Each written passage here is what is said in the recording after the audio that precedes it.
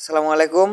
যাদের বাড়িতে high commode flusher আছে তাদের জন্যই আজকের এই ভিডিওটা ভালো লাগলে একটা লাইক করবেন, একটা শেয়ার করবেন, একটা কমেন্ট করে জানাবেন কোথা থেকে দেখতেছেন। তো এটা যে আপনাদেরকে দেখাইতেছি এটা কিন্তু একটা অটো। এটা আমি লকটা কিন্তু সারিয়ে নিলাম। এটা কিন্তু ছোট বড় করা যায়, যার যতটুক ইচ্ছা সে ততটুক পানি ধরতে পারবে। জায়গা বেঁধে সে কিন্তু ছোট বড়ও করতে পারবে, জায়গা বেঁধে পানি আবার কম বেশিও করতে পারবে। আমি এখন লকটা করে নিলাম। লকটা করার পরে যে দুটা ফ্লাশারের যে আছে মেশিনটা আছে অটো, সেই অটোটাই আপনাদেরকে দেখাইতেছি। এটা কিন্তু অত্যন্ত ভালো।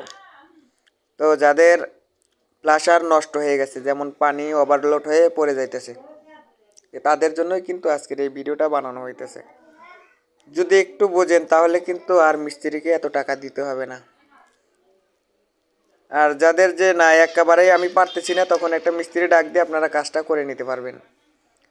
তো যেটা বলতেছি, এক একটা প্লাসের এক একটা হাই কমোটের উচ্চতা বেঁধে কিন্তু এই আপনাদের এই মেশিনটা দেওয়া হয়।